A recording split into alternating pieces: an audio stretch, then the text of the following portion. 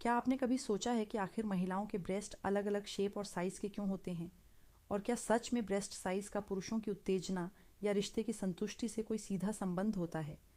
Internet और social media पर इस विषय को लेकर बहुत सारे मिथ्स फैले हुए हैं। कोई कहता है बड़ा साइज़ बेहतर होता है, तो कोई कहता है कि शेप ज़्यादा मायने रखती है। आज के इस वीडियो में हम इन सभी भ्रमों को तोड़ेंगे और मेडिकल साइंस के आधार पर समझेंगे कि ब्रेस्ट के प्रकार क्या होते हैं, उनका हेल्थ से क्या संबंध है और रिश्ते में असली संतुष्टि किन बातों पर निर्भर करती है। मैं हूं डॉक्टर स्नेहा और इस चैनल पर हम बात करते हैं सेक्सुअल हेल्थ, रिलेशनशिप साइंस और बॉडी पॉजिटिविटी की पूरी तरह एजुकेशनल और मेडिकल दृष्टिकोण से। भाग 1, क्या ब्रेस्ट साइज का उत्तेजना या आकर्षण से सीधा संबंध है? सबसे पहले इस सबसे बड़े सवाल का जवाब।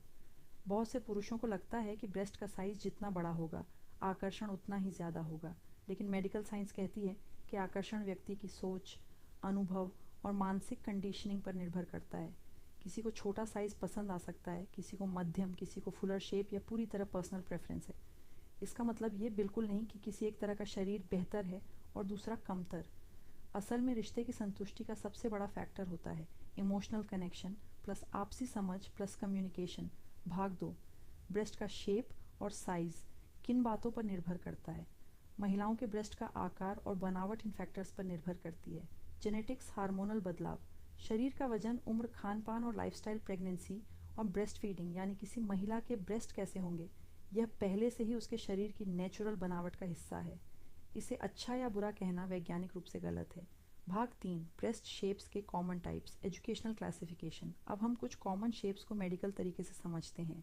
एक राउंड शेप, इसमें ब्रेस्ट का ऊपरी और निचला हिस्सा लगभग समान रूप से फुल होता है। यह अक्सर जेनेटिक्स और फैट डिस्ट्रीब्यूशन पर निर्भर करता है।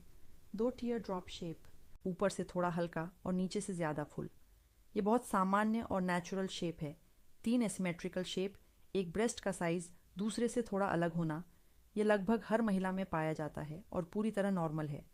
4 बेल शेप, ऊपर से पतला और नीचे की ओर ज़्यादा फुल, ये भी एक नेचुरल बॉडी टाइप है। 5 ईस्ट वेस्ट ओरिएंटेशन, निप्पल्स का थोड़ा बाहर या साइड की तरफ होना, ये भी बॉडी की बनावट का हिस्सा है और इसमें कोई हेल्थ प्रॉब्लम नहीं होती।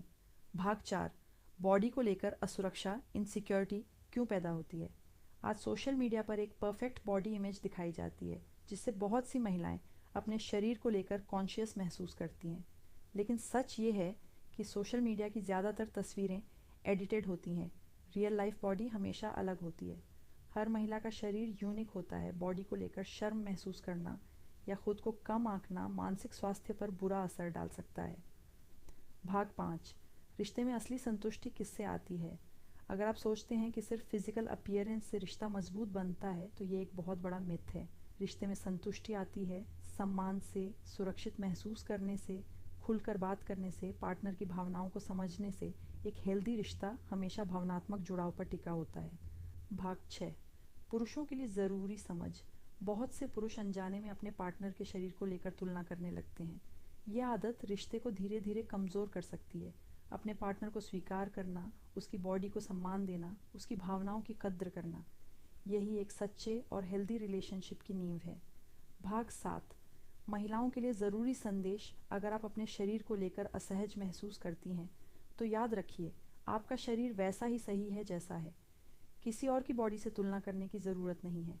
अगर असुरक्षा बहुत ज़्यादा बढ़ रही है, तो काउंसलिंग या प्रोफेशनल गाइडेंस लेना भी एक हेल्दी कदम होता है। आज के वीडियो का सार यही है कि ब्रेस्ट का साइज़ या शेप रिश्ते की क्वालिटी तय नहीं करता। असली संतुष्टि समझ, सम्मान और कनेक्शन से आती है।